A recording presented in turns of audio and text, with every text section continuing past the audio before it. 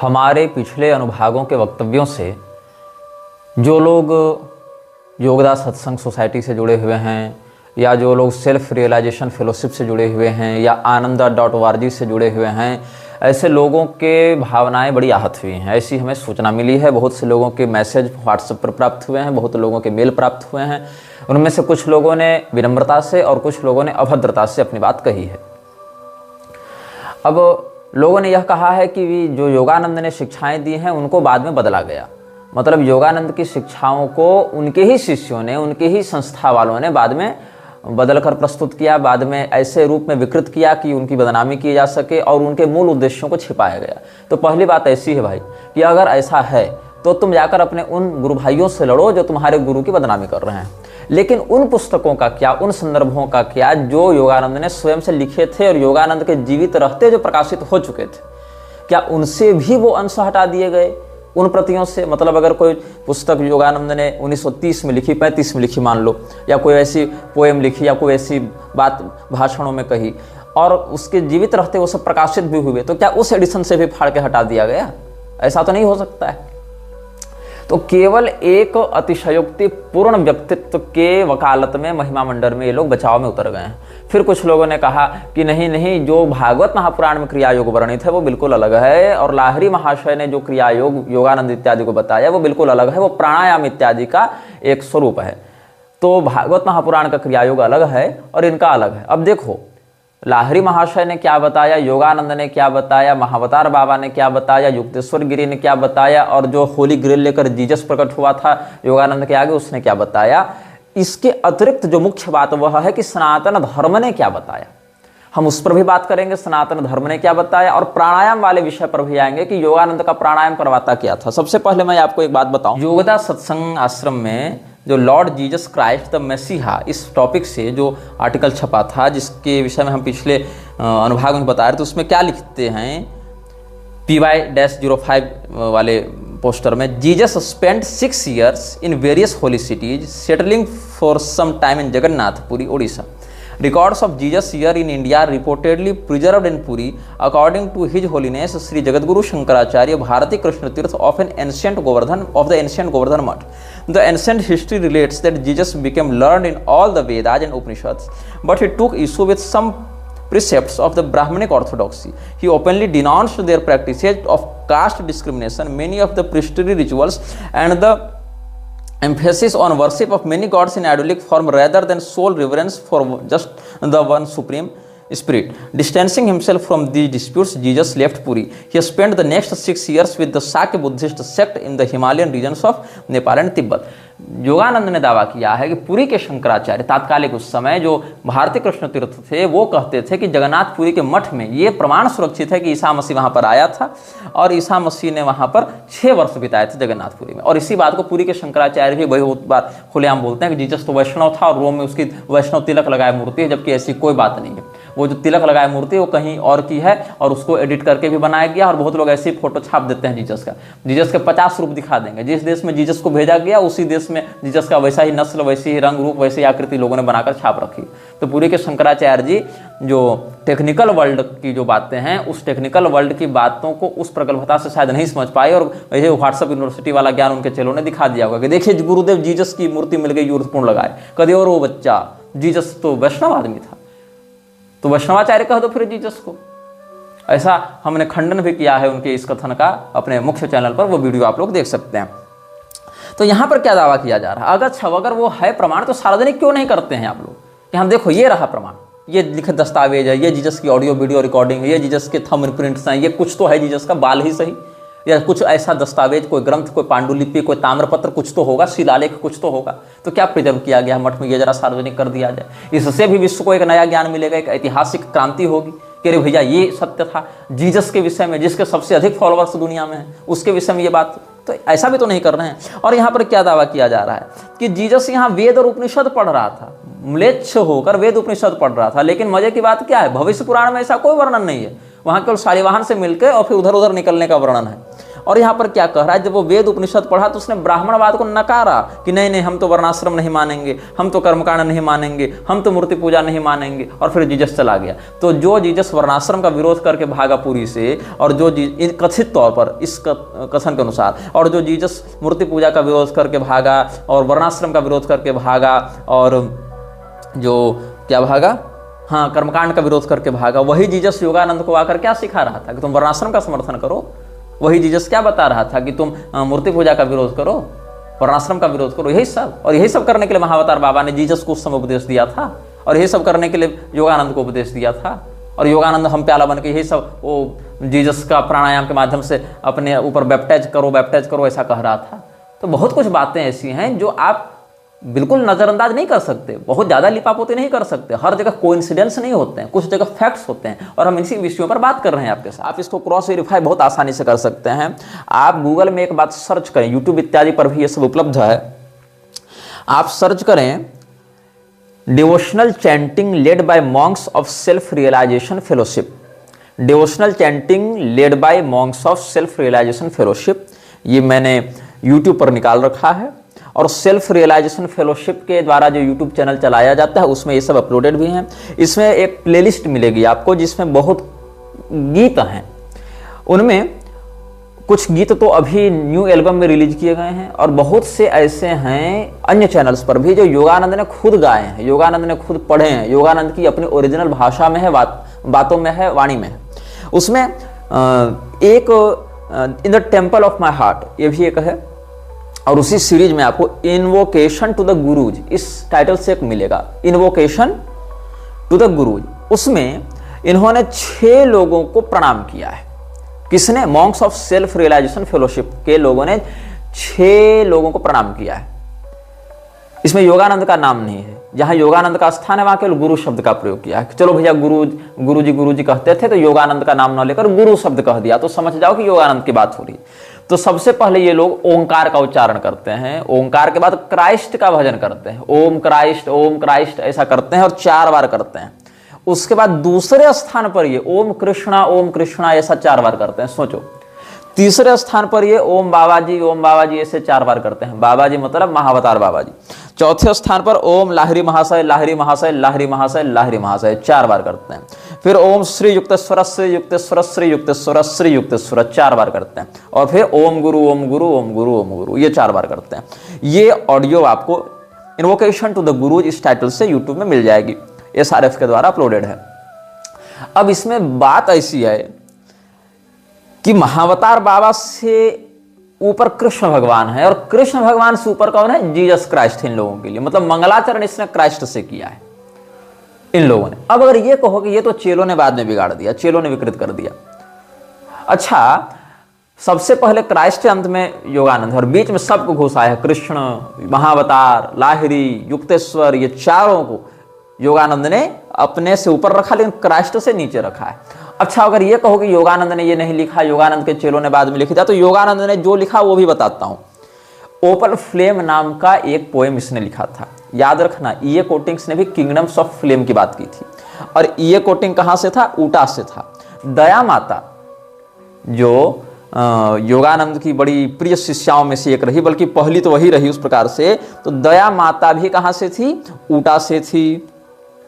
और दया माता ने जो ऐसे तो वो विदेशी थी, उनका असली नाम दया माता नहीं था, उनका असली नाम था रेशल फे राइट, और इसने फिर बाद में योगानंद से दीक्षा लेकर दया माता नाम रख लिया था। और इसकी जो माँ थी रेशल लेह टेरी, इसने भी दीक्षा लेकर अपना नाम रख लिया था श्यामा माता।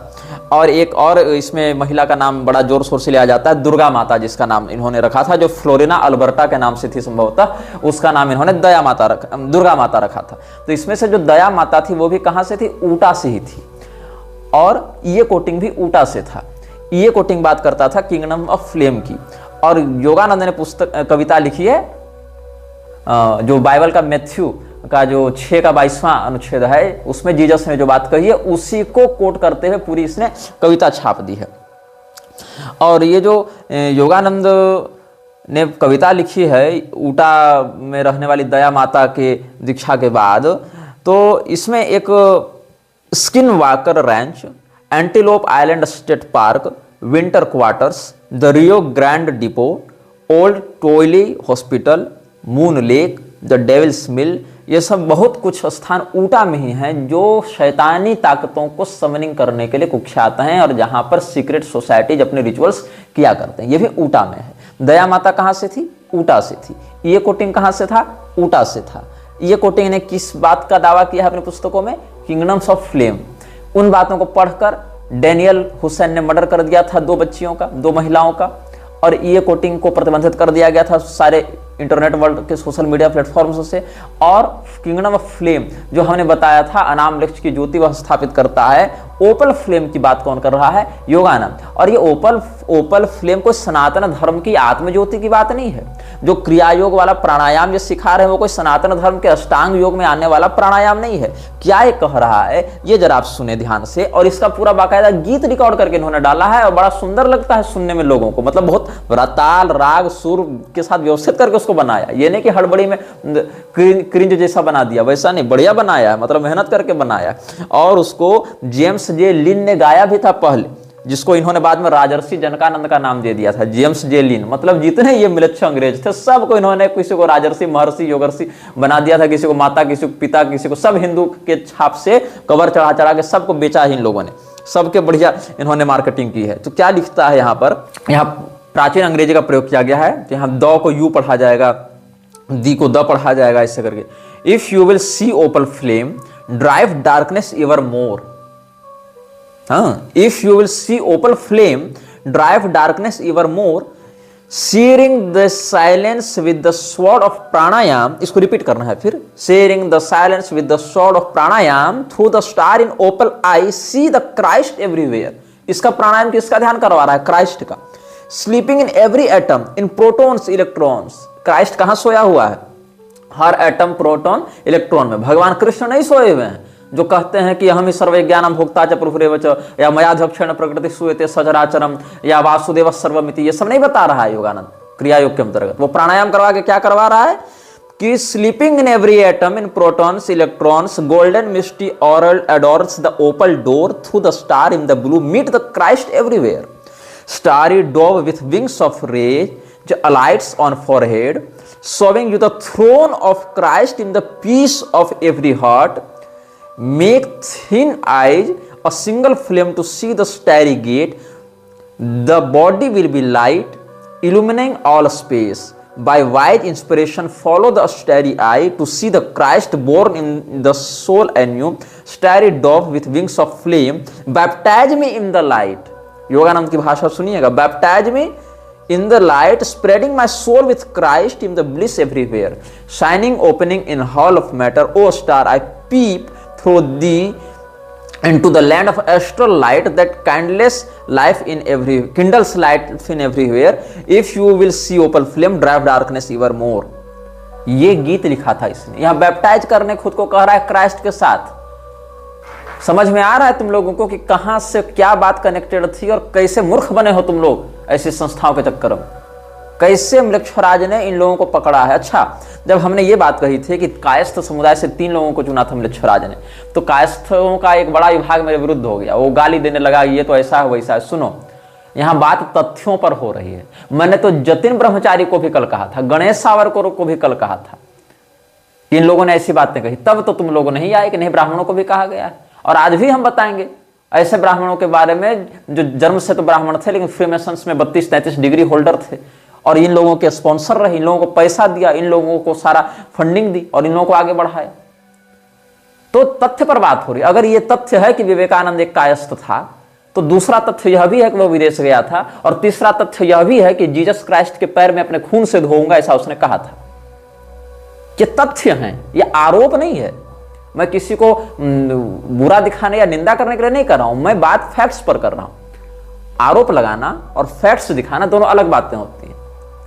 अगर यह कहा जाएगा कि गोडसे ने गांधी को गोली मारी, एक फैक्ट है, यहां कोई आरोप नहीं लगा रहा है। अगर यह कहा जाएगा कि गांधी ने समर्थ होने के बाद भी जिन्ना का विरोध नहीं किया भारत विभाजन में, तो यह फैक्ट है, यह आरोप नहीं है। अनावश्यक अप्रामाणिक आरोप को ही आरोप कहा जा सकता है, बाकी जो तथ्यात्मक बातें उनको फैक्ट्स कहा जाता है। हम बात फैक्ट्स पर कर रहे हैं। और कायस्थ समुदाय के ही लोगों ने, बहुत सारे लोगों ने मुझे मैसेज करके कहा है कि नहीं और भी थे, महर्षि महेश योगी एक, वो भी कायस्थ समुदाय से था, उसने भी बड़ा बवंडर किया, तो उस पर भी हम आएंगे। यद्यपि महर्षि महेश योगी भी एक बड़ा अलग लेवल किरदार रहा है, उस पर भी हम आएंगे। और ब्राह्मणों का एक विशेष वर्ग हमारे विरुद्ध इस वक्तव्य के बाद हो सकता है, क्योंकि उसके विश्वविद्यालयों से पढ़े हुए बड़े भारी ब्राह्मण वैदिक अभी संसार में घूम रहे हैं, इसलिए उस पर भी हम आएंगे। तो हमने ये बताया आप लोगों को, ये सब आप क्रॉस वेरीफाई भी कर सकते हैं। अब क्रिया योग के विषय में हम चर्चा कर रहे थे आपको, क्रिया योग क्या है, कैसा वो विभाजन भगवान ने बताया है, और इस विषय में बहुत से ग्रंथों में बहुत कुछ बातें हैं, लेकिन हम आपको सामान्यतया पहले क्रिया योग की जो परिभाषा महर्षि पतंजलि ने योग दर्शन के साधन पाद के पहले सूत्र में ही बताई है। वहां कहते हैं तपः स्वाध्यायेश्वर प्रणिधानानि क्रिया योग। तपस्या, स्वाध्याय और ईश्वर के प्रति शरणागति, इन तीनों क्रियाओं से बने हुए योग का नाम क्रिया योग है। तो इसमें तपः स्वाध्यायेश्वर प्रणिधानानि क्रिया योग, इस सूत्र की व्याख्या बहुत लोगों ने की है। इसमें वेदव्यास जी ने लिखा है, राजा भोज ने लिखा है, भाव गणेश ने लिखा है, ऐसे करके। तो इसमें अलग अलग आचार्यों ने क्या लिखा है, ना तपस्विनो योग सिद्धति। वेदव्यास जी क्या कहते हैं, जो तपस्वी व्यक्ति नहीं है, अतपस्वी है, उसका योग सिद्ध नहीं होता। अनादि कर्म क्लेश वासना चित्रा प्रत्युपस्थित विषय जाला चाशुद्धि नाम तरेण तपः संभेदमापद्यत इति तपस उपादानम तच्च चित्त प्रसादनम अबाध मान मनेना सेव्यमिति मन्यते। स्वाध्याय प्रणवादि पवित्राणाम जपो मोक्ष शास्त्राध्ययनम वा ईश्वर प्रणिधानम सर्वक्रियाणाम परम गुरावर्पणम तत्फल संन्यासो वा। सामान्य अर्थ में यह है, अनेकानेक जन्मों से हमारे जो वृत्ति का निर्माण हुआ है, उसमें जिस प्रकार की अस्मिता का निर्माण हुआ है, जैसे क्लेश और कर्म विपाक से हम फंसे हुए हैं, उससे हमारा हृदय कलुषित हो गया है, हमारी अंतरात्मा की शुद्धि नहीं होती है। इसीलिए तपस्या के माध्यम से उस चित्त को विशुद्ध बनाया जाता है। तपस्या के माध्यम से, कैसी तपस्या, इसके विषय में स्पष्ट कहा है आगे राजा भोज ने कि तपस्या क्या है, शास्त्रांतरोपदिष्टम चांद्रायणादि। जो भोज वृत्ति है उसमें कहते हैं शास्त्र इत्यादि में जो उपदिष्ट चांद्रायण इत्यादि व्रत हैं, उनका अनुशीलन करके अपने कलमश का नाश करना तपस्या है। या फिर भाव गणेश क्या कहते हैं, तपोत्र चित्त प्रसादा विरोधी शास्त्रोक्तोपवासादिकम। जो हमारे चित्त की प्रसन्नता के विरुद्ध न हो जावे, मतलब उपवास करके मर ही न जावे, चित्त के प्रसाद के जो अविरुद्ध हो, मतलब चित्त के प्रसाद के अनुकूल हो, जिससे मन की प्रसन्नता हो, ऐसे शास्त्र वर्णित उपवास आदि का व्यवहार करना यहाँ तपस्या है। स्वाध्याय क्या है, मोक्ष मार्ग की ओर बढ़ाने वाले उपनिषद, वेदांत, ब्रह्मसूत्र, ओंकार जप आदि का अनुसरण करना स्वाध्याय है। और समस्त क्रियाओं को अपने इष्ट के प्रति, परमेश्वर के प्रति समर्पित करना यहाँ पर ईश्वर प्रणिधान है। स्वाध्याय प्रणव पूर्वाणाम मंत्राणाम जप, ये सब क्रिया योग के अंग योग दर्शन में वर्णित है। वहां कहीं क्राइस्ट को के माध्यम से बेप्टाइज हो ना, ये वाली बकवास नहीं की गई है परमहंसत्व के नाम से। खाली उपाधि लगा देने से कोई परमहंस नहीं बन जाता। और क्रिया योग शब्द का एक वहनी पुराण अंतर्गत एक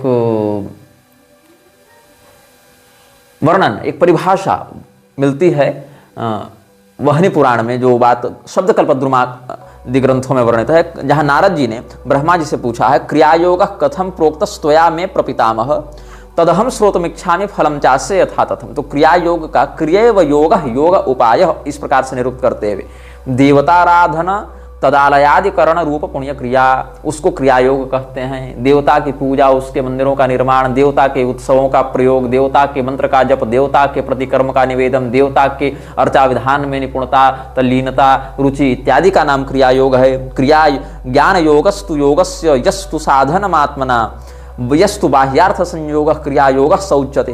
प्रधानम कारणम योगो मुक्तिर्मुनिवरोत्तम क्रिया योगस्तु योगस्य परमं तात साधनम तदेतद् भवता पृष्टम तदि हैकमनः शृणु यस्तु देवालयं विष्णु शुभम दारुमयं कृतं कारयन् मृण्मयं वापि शृणु तस्य फलं मुने। ऐसे करके वहनी पुराण में वैष्णव क्रिया योगे यमानुशासन नाम अध्याय इस प्रकार से वर्णित किया गया है क्रिया योग का भाव।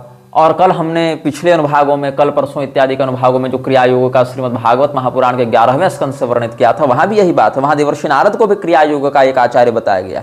यहाँ ब्रह्मा जी से क्रिया योग का उपदेश कौन प्राप्त कर रहे हैं? देवर्षि नारद। और नारद पुराण में देवर्षि नारद ने सनत कुमार जी के माध्यम से क्रिया योग का वर्णन प्राप्त किया है। वहां भी यही सब बातें वर्णित हैं। क्रिया योगम विना नृणाम ज्ञान योगो न सिद्धति क्रिया योग ततस्तस्मात् श्रद्धया हरिमर्चयित। कर्मणा मनसा वाचा सर्वलोक हिते रतः समर्चयति देवेशम क्रियायोग स उच्यते। श्रीमद् भागवत में विदुर जी भी देवर्षि नारद को क्रियायोग का निष्णात आचार्य बताते हैं, जीसस क्राइस्ट को नहीं बताते हैं।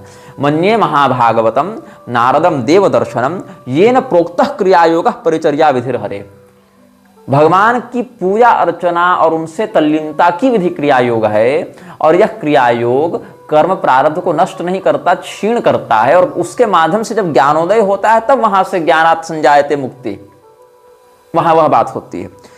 इसीलिए मत्स्य पुराण में सूत जी से ऋषियों ने जहां क्रिया योग का वर्णन पूछा है, वहां बहुत विस्तार से श्रीमद् भागवत के ही भाव को अधिक विस्तृत करके सूत जी ने बताया है। क्रिया योग कथम सिद्धेत गृहस्थादिषु सर्वदा ज्ञान योग सहस्राब्धि कर्म योग विशिष्यते। तब सूत जी कहते हैं क्रिया योगम प्रवक्ष्यामि देवतार्चानुकीर्तनम भुक्ति मुक्ति प्रदम यस्मान् नान्यत लोकेषु विद्यते। ऐसे ही वेदव्यास जी से पद्म पुराण के क्रियाखंड में महर्षि जैमिनी ने क्रिया योग के बारे में पूछा है। क्रियायोग तत्व में ब्रूहि व्यास महामते क्रियायोग महम ज्ञातुमिच्छामि भवदग्रतः। तब व्यास जी कहते हैं शरीरम मानुषम विप्र दुर्लभम चात्र भूतले धीर शरीरमासाद्य मोक्षार्थम योगमभ्यसेत।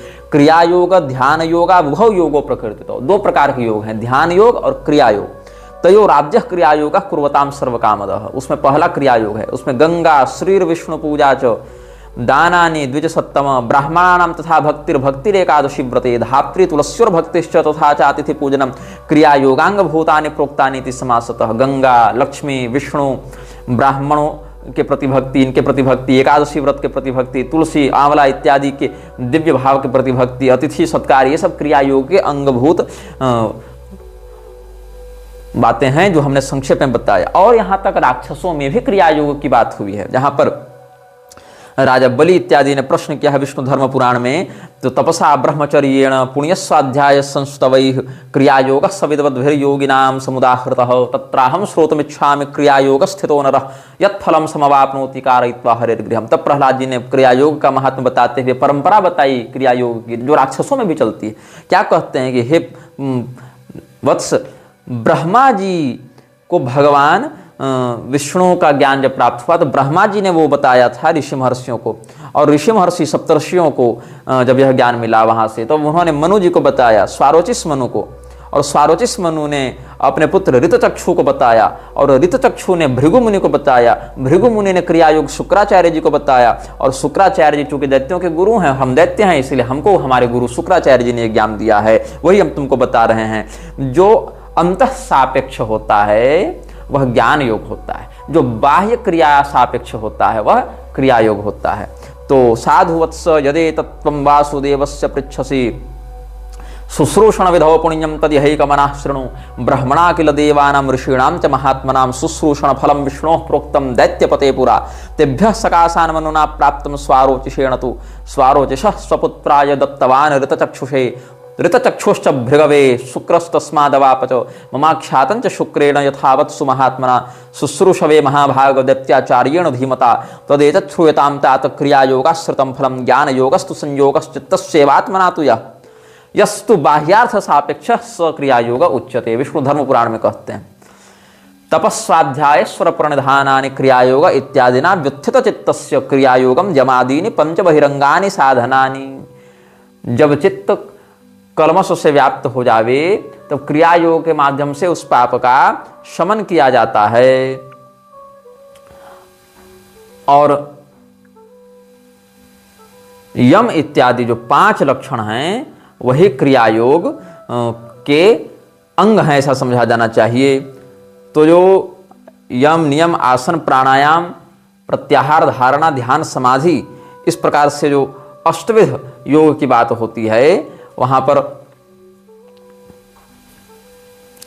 क्रिया योग के अंतर्गत 5 प्रकार के यम आदि की चर्चा होती है। और जब तक यम सिद्ध नहीं है, जब तक नियम सिद्ध नहीं है, जब तक आसन सिद्ध नहीं है, तो कैसे व्यक्ति प्राणायाम का अधिकारी बन जाता है, ये बात हमें समझ में नहीं आती। कैसे ये लोग सीधे सीधे प्राणायाम के ही माध्यम से सबका कल्याण करवाने लग जाते हैं। क्या क्या है ब्रह्मचर्या महिंसा च सत्यास्तेया परिग्रहान सेवेत योगी निष्काम योग्यताम सम्मनोनयन स्वाध्याय शौच संतोष तपांसि नियतात्मान कुर्वीत ब्रह्मणि तथा परस्मिन् प्रवणम मनः एते यमाः स्वनियमाः पंच पंच प्रकृतिता। ये सब यम नियम इत्यादि की बातें, अब तो यौगिक विषय अधिक हो जाएगा इसलिए वो हम आगे नहीं बताएंगे। लेकिन ये सब क्या है? क्लेशानाम यावृत्तयः स्थूलास्ताः क्रिया योगेन तनुकृता। जो स्थूल वृत्तियां हैं पंचक्लेशों की, स्थूल वृत्तियों को क्षीण करने का ही माध्यम क्रिया योग है। क्रिया योगस्य प्रतनुकरण मात्रे व्यापारो न तो बंधत्वे क्लेशानां प्रसंख्यानस्य तो तद्बंधत्वे। जो क्लेश हैं, पंचक्लेश हैं, अविद्या अस्मिता राग द्वेष वही निवेश, उन पंच क्लेशों की स्थूल वृत्ति को कम करना, उनकी पोटेंसी को घटाने में ही क्रिया योग की मात्र उपयोगिता, अन्य में नहीं है, ऐसा योग दर्शनकार इत्यादि ही कह रहे हैं। अब इनका कौन सा एक नया क्रिया योग है जिसमें डायरेक्ट प्राणायाम करवा देते हैं? और प्राणायाम का फल क्या कहते हैं? प्राणायाम से हमें क्या प्राप्त हो? तो कहते हैं कि प्राणायाम से हमें जीसस दिखने लग जावे। Sharing the silence with the sword of pranayama through the star in open I see the Christ everywhere. ये प्राणायाम करवा रहे हैं ये लोग। तो समझ लो कि एक बात कहां से चली है और ये बात कहां तक जा रही है। अब हमने बात कही थी किसकी? योगानंद की बात कर रहे थे, तो एक हम इसमें और बताएंगे। एक इसमें प्रेमानंद नाम का चेला था योगानंद का। प्रेमानंद का नाम कुछ और था, बाद में उसने अपना नाम योगानंद रख लिया था। ये योगानंद का चेला बनकर उसने अपना नाम प्रेमानंद रख लिया था बाद में। तो ये फ्री मैसन्स का ओपन मेंबर था और ये छपा था स्कॉटिश राइट जनरल में। स्कॉटिश राइट जो है वो फ्री मैसन्स की एक बड़ी प्रधान और परंपरागत शाखा है। और जब 2022 का एडिशन आया था नवंबर दिसंबर, तो उसमें क्या लिखते हैं, पूरा मैं आर्टिकल पढ़ के सुनाता हूँ। A free mason believes in a supreme being and also is encouraged to participate in the religion of his choice and develop his faith. In a seeming paradox, the Mason also is required to assist others in the development of their own faith and morality, although they may be adherents of different faiths. How can these two absolute duties be reconciled? In this article, we examine the remarkable life and work of Swami Premananda, 33-degree religious leader, a Scottish Rite Mason, and educational philanthropist, to see how he approached this problem. ये जो प्रेमानंद था उसका नाम था ज्योतिन्द्रनाथ बंदोपाध्याय। ये बंगाली ब्राह्मण था। और तो he was born in India in 1903 as Shriman Jyotindranath Bandyopadhyay and studied at the University of Calcutta, where he majored in philosophy, Oriental languages and comparative religion. As a young man, he also became a student of Swami Yogananda. In 1920, Yogananda came to the United States to teach Americans about the spiritual path of Kriya Yoga. जबकि क्रिया योग मैं बता चुका हूँ क्या है, ये दो अलग सिखा रहे हैं। A form of Eastern spirituality focused on union with the divine. Yogananda was extremely successful, especially around Boston, but he believed there was interest in Washington DC area as well. तो वाशिंगटन डीसी में इसको अपने केंद्र की स्थापना करनी थी योगानंद को। तो प्रेमानंद जो था वो 33 डिग्री होल्डर था किसमें? स्कॉटिश राइट फ्रीमेसन्स में। कि जो जतीन्द्रनाथ बंदोपाध्याय था वही 32nd डिग्री होल्डर के रूप से ब्रह्मचारी जतिन के नाम से प्रसिद्ध था, और 33rd डिग्री होल्डर के नाम से वही स्वामी प्रेमानंद के नाम से कार्यवाही किया करता था, काम सारा करता था जतिन, ब्रह्मचारी जतिन, और वही कई बार स्वामी प्रेमानंद के नाम से भी अपना परिचय दिया करता था। तो कई बार ऐसा होता है कि जो मुख्य एजेंट किसी फील्ड में काम कर रहा है वो अपने सुपीरियर का भी सिग्नेचर या सुपीरियर का नाम भी वहां पर यूज करने लग जाता है, ताकि ओरिजिनल की जो वास्तविकता है, जो ओरिजिनल सीनियर उसका, उसकी वास्तविकता छिपाई जा सके। तो यहाँ पर पपेट ऑफ द सीनियर्स ऐसा मान सकते हैं आप इसको। लेकिन उपलब्ध जानकारी के अनुसार, चूंकि बचपन में प्रेमानंद का नाम भी जतिन बताया जाता है, जतीन्द्रनाथ बताया जाता है, और यहाँ भी ब्रह्मचारी जतिन ही 32nd डिग्री होल्डर था, फिर 33rd में गया वो प्रमोट होकर, तो हम कॉमनली मानकर चलते हैं कि एक ही व्यक्ति थे। इसके बाद इस व्यक्ति ने क्या किया, यूएस में जितने भी मेसन्स थे उनसे चंदा करके उनकी फंडिंग से वाशिंगटन में योगानंद के सेंटर को स्थापित किया।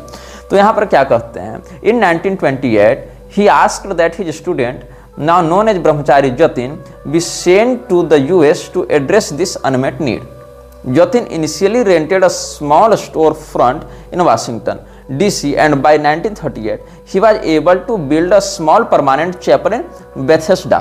This was replaced in 1952 by the much larger Golden Lotus Temple, which still operates today and houses the self revelation church of Absolute monism. समझ रहे हो इस बात को? मतलब ब्रह्मचारी जतिन जो 32nd डिग्री होल्डर था मेसन में, फ्री मेसन के स्कॉटिक राइट लाइनेज में, और जो 33rd डिग्री होल्डर वही प्रमोट होकर स्वामी प्रेमानंद के नाम से बहुत सारे काम को कर रहा था, ऐसी धारणा भी है और प्रसिद्धि भी है। वो प्रेमानंद उर्फ जतिन योगानंद के साथ मिलकर वाशिंगटन डीसी में स्थापना करता है जिस आश्रम की, और बाद में 38 ईस्वी में जाकर, मतलब इस घटना के लगभग 10 साल के बाद, जब वो बेथेस्डा में स्थापना करता है एक चैपल की। चैपल किसको कहते हैं क्रिश्चियनिटी में, ये देख लेना। उसके बाद वहां पर गोल्डन लोटस टेम्पल की स्थापना की जाती है, और बाद में Self Revelation Church of Absolute Monism, अखंडाद्वैत जिसको आजकल की भाषा में लोग कह देते हैं, उसकी स्थापना होती है।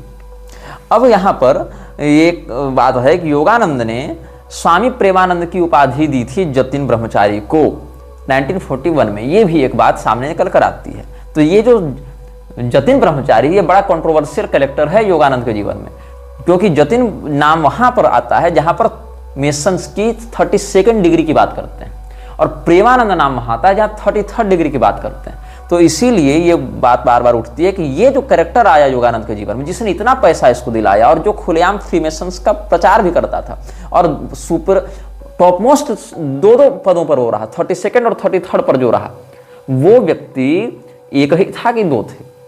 अथवा चलो एक ही था अगर मानते हैं, तो जतीन्द्रनाथ जब पैदा हुआ 32nd में ब्रह्मचारी जतिन और 33rd में स्वामी प्रेमानंद वही बना, ऐसी अवधारणा मानकर चलते हैं। तो in 1941 Yogananda consecrated Jatin as Swami Premananda from his arrival in 1928 until his retirement in 1976.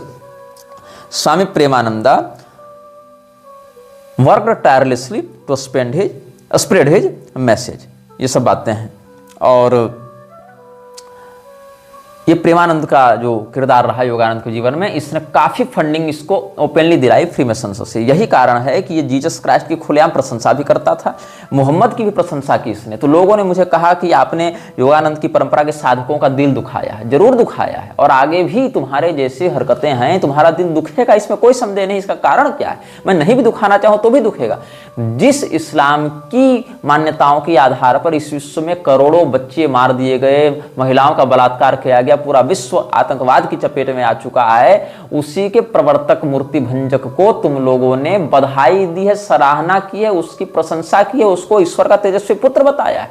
तो तुम 10, 20, 50, 100, 1 लाख, 1 करोड़ चेले भी अगर हो जाओ योगानंद के, तब भी उन करोड़ों मृतकों की आत्माओं को तुम लोग सदैव तिरस्कृत करोगे, केवल इस्लाम और ईसाइयत के प्रवर्तक की प्रशंसा करके, क्योंकि इन लोगों के ही कारण विश्व में इतने भयंकर नरसंहार होते रहे हैं, और आगे भी होते रहेंगे, और वर्तमान में भी हो रहे हैं। तो तुम भी उसी गिरोह के सदस्य माने जाओगे हमारी दृष्टि में। तुम कोई हिंदू या सनातनी या योगी और परमहंस नहीं माने जाओगे। तुम एक आतंकवादी विचारधारा को बढ़ाने वाले, उसको ग्लोरीफाई करने वाले आतंकवादी प्रमोटर माने जाओगे। इतनी वास्तविकता, और ये फैक्ट है। This is a fact which can't be denied. यह वीडियो जल्द ही हटा दिया जा सकता है। कृपया थर्ड पार्टी एप्स का उपयोग करके डाउनलोड करें। आप इस वीडियो को अपने चैनल पर फिर से अपलोड भी कर सकते हैं।